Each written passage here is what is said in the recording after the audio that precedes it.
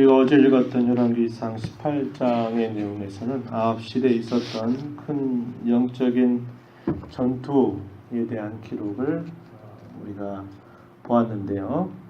갈멜산에서 누가 참신인가를 가려내자 그래서 바알과 아세라의 거짓 선지자 850명, 그리고 이스라엘 백성들은 이렇게도 저렇게도 못하고 중간에 애매하게 서 있는 그런 가운데 엘리야가 하나님의 살아계심을 간구하면서 바알과 아세라 신을 섬겼던 그 거짓 선지자들이 하루 종일 자기 신을 향해서 갈구하고 기도하고 또 나중에는 심지어 자기들의 몸을 상하게까지 하면서 그렇게 애를 쓰지만 아무런 응답이 없었고, 오히려 엘리야는 하나님 앞에 이렇게 간절하게 기도하였더니 그 기도에 즉각적으로 응답하시면서 이스라엘 백성들로 하여금 하나님이 살아계시다 하는 사건을 분명하게 보여주십니다. 그래서 엘리야가 이 바알의 거짓 선지자들을 처단하는 큰 승리를 거두게 됩니다. 기손 시내가에 데리고 내려가서 이 바알의 거짓된 선지자들을 다 처단하는 그런 일을 하고 납니다. 그리고 3년 반 동안 내리지 않았던 이 가뭄이 하나님께서 함께 하심으로 이제 마침내 큰 비를 내리는 그런 기적적인 사건을 보여주시게 돼요. 이스라엘 백성들은 그 사건을 보면서 여호와 그가 우리 하나님이다, 여호와 그가 우리 하나님이다 라고 하는 그런 반응을 보였던 것을 우리가 기억합니다. 그럼에도 불구하고 그러한 큰 승리의 사건을 보고 하나님이 살아계시고 하나님이 결국 우리 하나님 되심을 잘 드러내셨지만은 백성들의 여러 반응들을 생각해 보고 또 그 이후에 일어나는 여러 상황들을 보니까 아마 엘리야의 길에는 이 모든 것들이 이제는 다 바뀌고 모든 우상들을 다 이제 처단하고 이스라엘 백성들이 온전히 다 하나님께로 돌아서고, 그래서 이런 큰 영적인 어떤 변화, 이것을 아마 기대했을 것입니다. 그런데 그 사건으로 인해서 거짓된 선지자들은 처단했지만 엘리야가 봤을 때 이스라엘 백성들이 여전히 하나님 앞에 돌아오고자 했던 그의 기대가 하나님 앞에 마땅하지 못한 그런 태도를 보였던 것으로 보여요. 그러니까 그런 거죠. 하나님이 이렇게 우리 가운데 함께 하셔서 이 큰 놀라운 역사를 하나님이 행해 주셨는데 그것을 지켜보았던 그 백성들이 놀라긴 하면서도 여전히 그들이 하나님께로 온전히 돌아서지 못하는 그들의 반응, 그것을 보니까 너무 실망스러운 것입니다. 더더군다나 이스라엘의 왕이었던 아합도 하나님이 이토록 역사하시는 것을 보면서도 여전히 그의 마음이 두려워 떨긴 하면서도 여전히 결단을 내리지 못하고, 이 아합은 어떻게 하느냐, 자기의 왕비였던 이세벨에게 가서 이러이러한 일들이 있었다라는 사실들을 다 보고를 하게 됩니다. 보고를 하게 되니까 어떤 반응을 보이나요? 이세벨이 겁을 먹고 두려워하기는커녕 어떻게 하냐면 이렇게 엘리야에게 가서 전가를 보내라 그래가지고 심부름꾼을 보내서 엘리야에게 하는 말이, 네가 죽였던 그 모든 사람들처럼 내일 이맘때 너도 똑같이 죽음을 당하게 될 것이다. 내가 내게 신을 두고 내가 맹세한다. 이 말을 엘리야에게 건네는 것입니다. 이 말을 들었던 엘리야는 그의 심령이 참으로 큰 낙심 가운데 빠지게 된 것입니다. 그만큼 이스라엘의 이 아합 시대는 이스라엘 백성들에게 있어서도 영적으로 대단히 아주 완악해져 있는 그런 시대였다는 것을 보여줘요. 하나님이 그렇게 큰 역사를 보여줘도 이 백성들의 마음이 좀 놀라긴 하고, 그래도 근본적으로 자기의 모든 것들을 바꾸고 돌아오지 않을 만큼 이 백성들의 패역함이 어느 정도였는가 하는 것을 분명하게 보여주는 겁니다. 예수님께서 그런 말씀하셨죠. 피리를 불어도 춤을 추지 않는 세대라고 말합니다. 애곡을 해야 될 시대인데 애곡하는 것이 전혀 보이지 않는 무반응으로 일관된 그 시대의 패역함에 대하여서 예수님께서도 그렇게 안타까워하시면서 책망하셨던 그런 일들을 우리가 생각합니다. 엘리야 시대의 이스라엘 백성들이 그랬다는 거예요.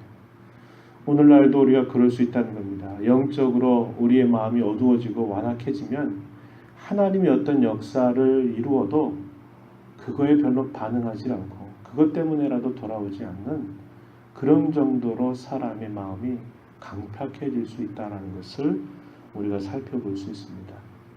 엘리야 자신도 여전히 그도 선지자로 이렇게 이 역사들을 행하지만 그 역시 그도 연약한 인생에 불과하다는 것을 또 이런 모습을 통해서 보여주게 된다 이 말이죠.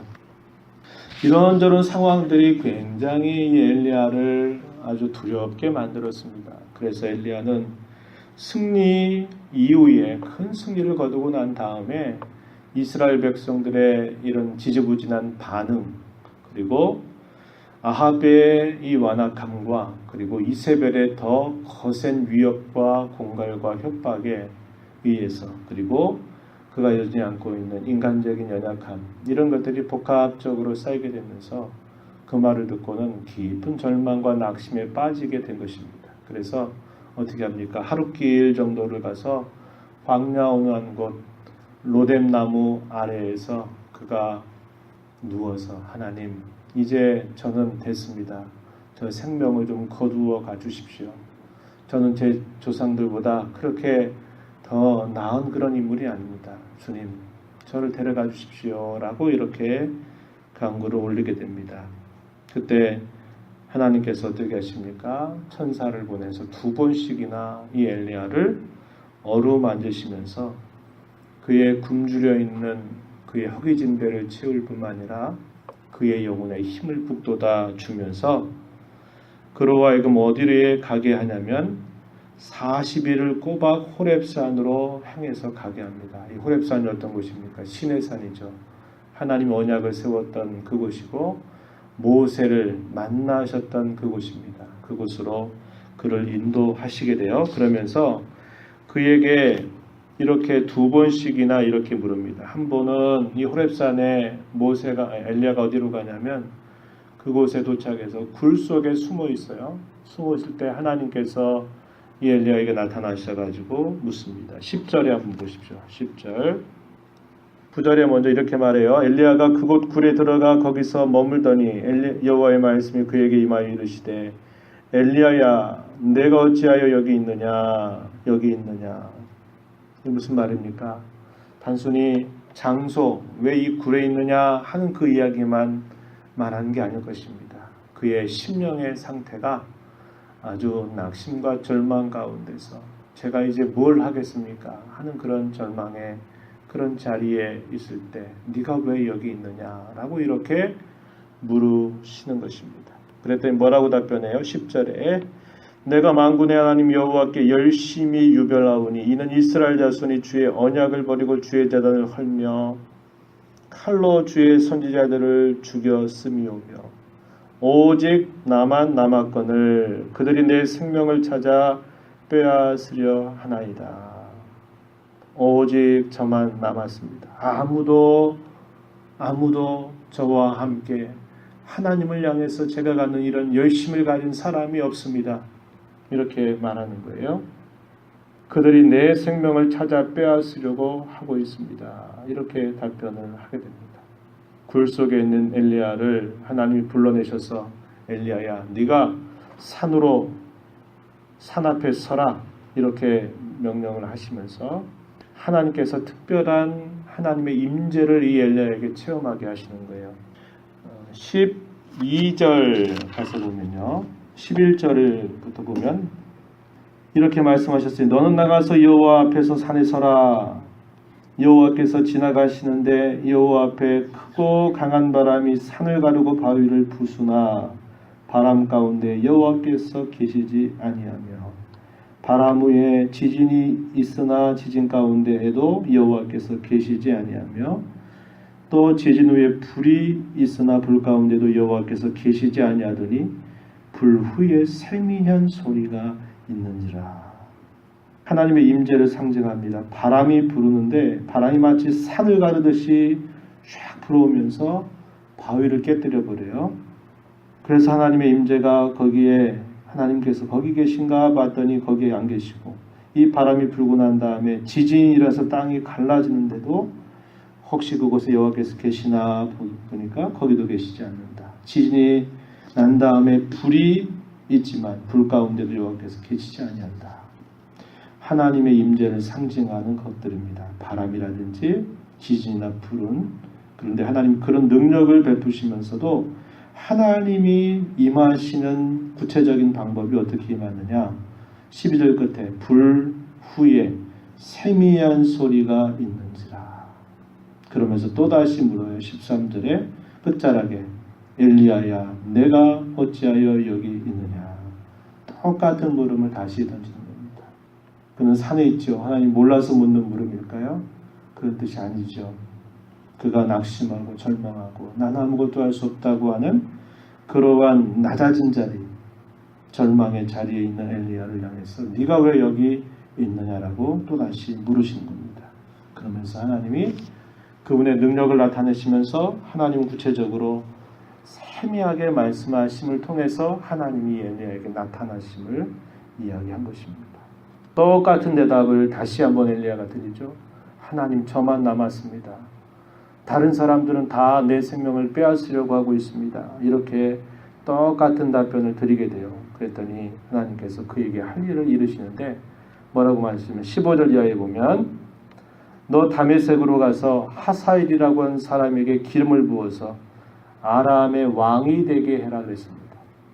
아람과 이스라엘하고 무슨 상관이 있나요?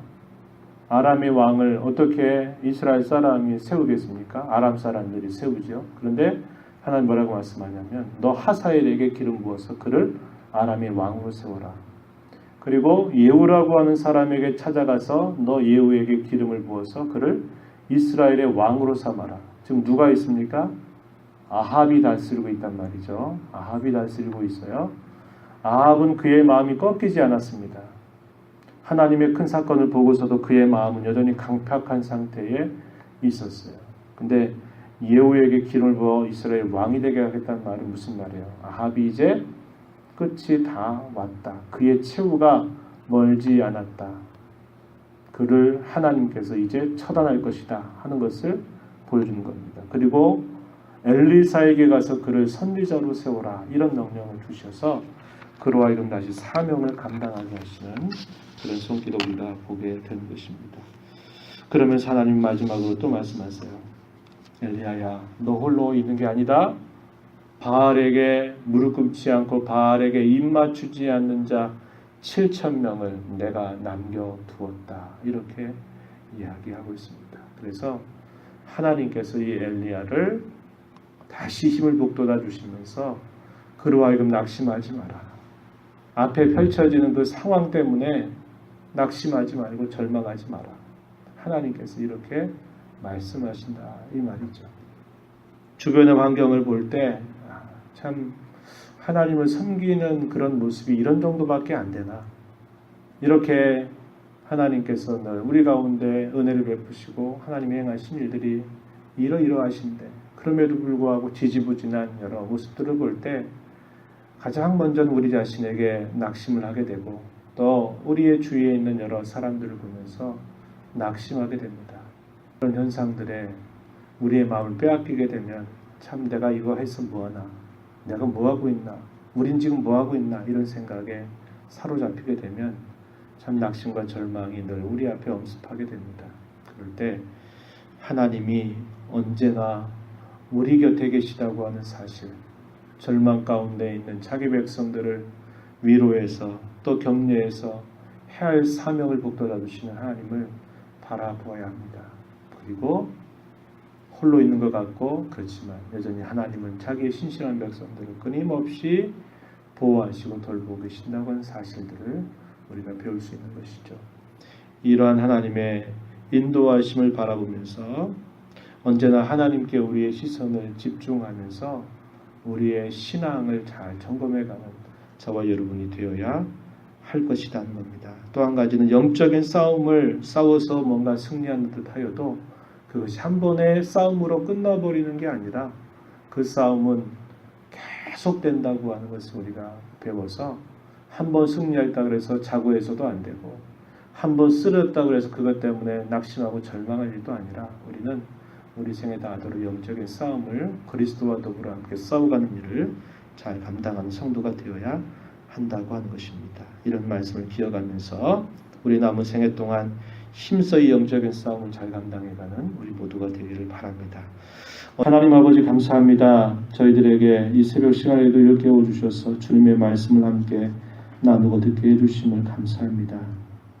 여러 주변의 환경들을 바라보고 자신의 연약함을 바라볼 때마다 하나님 아버지 낙심되고 또 절망이 되고 참으로 얼마나 보잘것없는가 하는 생각에 저희들의 마음이 쉽게 위축될 때가 참으로 많이 있습니다.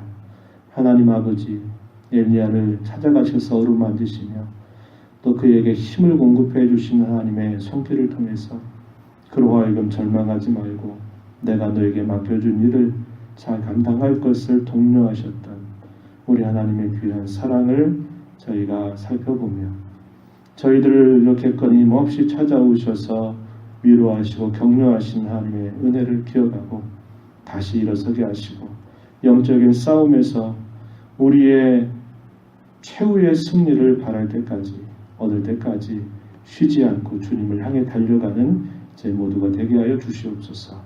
은혜의 보호자 앞에 나와 간구하는 모든 심령들에게 이 시간도 은혜를 허락하여 주시고 오늘도 허락하신 날 더욱 주와 함께 동행하는 복된 삶이 되게 인도해 주시옵소서. 예수님의 귀하신 이름으로 간절히 기도하옵나이다. 아멘.